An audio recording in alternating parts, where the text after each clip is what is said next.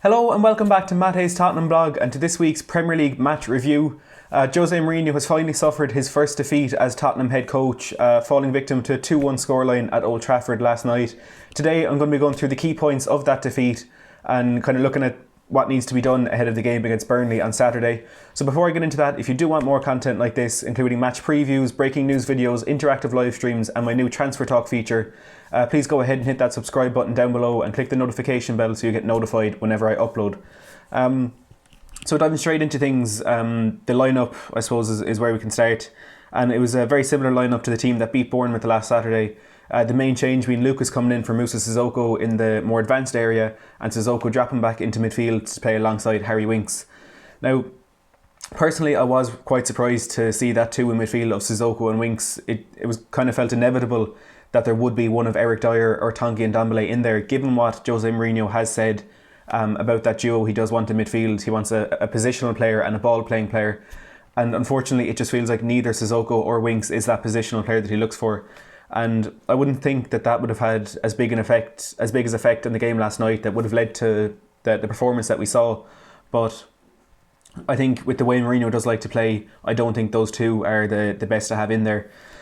It was the same defence that played against Bournemouth, which was great to see. You know, it worked really, really well with I don't keep talking about it, but that Serge Aurier moving on into much more advanced area and the left back filling in as a third centre back, and with Davis out injured, you would imagine it will be Jan Vertonghen for the majority of it in there, because I know Danny Rose against Olympiacos showed that he's not the best defensive player there is. When he is playing in left back, his best attributes is getting forward, using that pace, putting balls into the box, and he doesn't have the defensive awareness or the defensive ability, I'd say, to actually play in that role.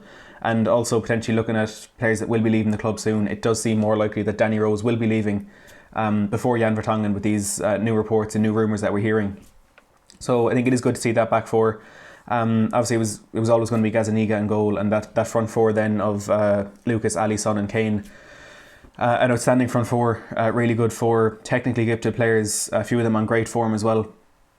So there wasn't too much surprise in that one. Good to see Christian Eriksen again not getting in the starting 11. He's another player it looks like will be leaving the club pretty soon. Now, getting into the action, and it was such a disappointing start from us. You know, it's clear the honeymoon period is over. You know, it's back to reality now. And I'm not saying this is going to be what we see all the time, but we're back. Jose Mourinho needs to start working, and he needs to start sorting out these performances, because we've seen this type of game way too often this season. You know, you think of Brighton away, Sheffield United at home, the two that spring to my mind straight away. We just couldn't keep possession. You know, we were losing every 50-50 ball. And I think Mourinho in his press conference, he summed it up perfectly. And we always got from Pochettino saying, he'd always say, I think we played well, we were just a bit unlucky. But Mourinho didn't beat around the bush. He said in that first 30 minutes, United weren't better than us, they were much better than us. And they were winning all those 50-50 balls, they were winning the aerial duels. And I suppose they did deserve to be one up after that first half an hour. And it was a really poor goalkeeping error from Paulo Gazzaniga. You know, Marcus Rashford cutting in off the left hand side, and a bit of confusion there with just how Davinson Sanchez managed to actually get himself into that situation where the ball was put on a plate for Marcus Rashford. But Rashford took that touch into the box, and it was a decent strike. You know, he kept it low and hard. It was accurate going towards the corner, but you know, Gazzaniga should never be beaten at his near post like that. He got down well, he got a strong hand on it, but just he could only hit it onto the post and back up into the roof of the net. I know straight away, now we were on the back foot as it was, but then we were a goal down and the heads start to drop, and you know there wasn't any sort of a response from there. And even though it was Gazzaniga who was probably at fault for that first goal, he certainly made up for it with a number of exceptional saves. The shots were just coming in from all angles for the majority of that opening half an hour. And I think we got quite lucky that we were still in the game after that, because United were just coming from all angles. They were peppering the goal, and they really deserved to be 2, 3, maybe 4 goals up. But you know, we held on to it, and you know, it is this type of game that the best teams do grind out results. And look, maybe towards the end of that first half that might happen, because we really took control of that game going into the last 10-15 minutes of the half. Again, as Mourinho said, United were in trouble when we finally became ourselves. We were starting to play good football, and we were starting to, you know, find pockets of space in and around the final third. And you know, when the goal came in the end, it was a moment of sheer class from Dele Alli. and it's something that we had become used to seeing from him a couple of years back, but it's been so long since we've seen this. He scored 2 great goals against Bournemouth, that second one especially, the control, then the composure to lift it over the keeper. But I think that goal last night it's another step up. He's on another level with that ball, obviously bouncing around the box quite a bit, and just went straight up in the air, and he's Fred one side of him and Ashley Young the other side, and to keep his eye on the ball and to time it and to control that touch so perfectly, looping it back over his head, leaving the 2 defenders for dead. That touch was absolutely exquisite. And then, I suppose people aren't focusing as much on the finish, but with De Gea coming out at him from a tight angle on the half volley, he managed again to keep his composure and finish it well into the far corner. It was a truly magnificent goal, and we were back level probably on the balance of play for the whole half. It wasn't deserved, but I think the way we fought back and the way we kind of regained control of the match, perhaps we did deserve to be going into half-time level. And going back to what Mourinho said, made a couple of changes, kind of tactical changes at half-time. He felt as though we'd come out and win in the second half, but straight away a really bad setback with the penalty that was conceded. And I think this is one of those decisions that, regardless of whether or not we have VAR, it's always going to be hard to determine 100% whether or not it was a penalty. Now, I do know the majority of people do think it was, but I've heard a few opinions and a few sort of points of view in it that perhaps it shouldn't have been given. It was incredibly clumsy from Sissoko. He was on the wrong side of Marcus Rashford, and it was a tangle of legs. It wasn't a tackle or it wasn't a trip or anything like that. They just kind of both got in each other's way. But because Marcus Rashford was in possession, he was in control of the ball. It is Sissoko who's at fault for that, and perhaps the penalty should have been given as it was. And it was coolly dispatched in the end from Marcus Rashford. But after that really good end to the first half, and having that momentum maybe with us and the kind of confidence coming out in the second half, straight away the setback just knocked the stuffing out of us. And there was never any moment in that second half where it did look like we'd actually come back and get something out of the game. We had a few shots laid on. I think Aurier had one and Ndombele had one from distance, and then the kind of last kick of the game from Dele Alli when he tested David De Gea.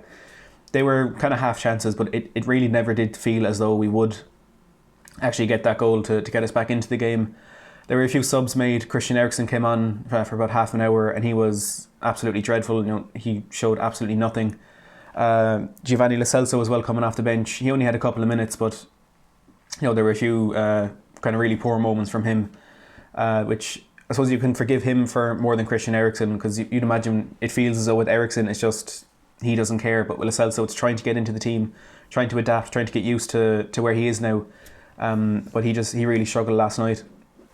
And it's our first defeat now under Jose Mourinho. The honeymoon period, as I said, is over. His 100% record is gone, and it's all about bouncing back from this, because that's kind of been what we've struggled with throughout the season. I remember kind of that main point that we felt might have been a turning point in our season when we beat Crystal Palace 4-0. We played them off the pitch in that first half. Outstanding football, that kind of free-flowing play that we'd become used to before. And then, we went out, I think, another 4 or 5 games without actually winning in the league. So it's about bouncing back from this now and going on and getting that victory against Burnley next week. And then it is a really tough week after that. We have, of course, Bayern away in the Champions League, and then Chelsea, I think, at home in the Premier League. So they're 2 really tough games to follow. But you'd imagine Mourinho will have a better chance. He might have better luck getting more performances out of these players, because it did feel as though Poch lost the dressing room, and now Mourinho is a new man coming in. He's a fresh face, and all the players seem to be loving him so far.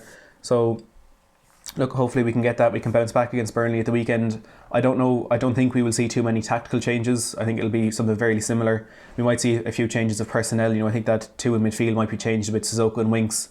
I just don't think they complement each other enough. I don't think they're almost too similar in the way they play to actually play beside each other, because they're both better going forward. And I know Winks does offer a lot in terms of breaking up counter-attacks and stuff, but he's not that sort of positional player who will stay back there and kind of help out the defence as much as someone like Dyer or Ndombele might. So it'll be interesting to see the lineup that Mourinho does go with on Saturday, of course playing Burnley. But you'd imagine we will bounce back, and maybe another 3 points from there is kind of what we'd be expecting. So don't forget to leave down in the comments below your opinions on this game last night, the disappointment of the performance, and if you think we can bounce back against Burnley on Saturday. If you have enjoyed this video, please don't forget to give it a big thumbs up and subscribe to the channel if you haven't already. Thanks for watching.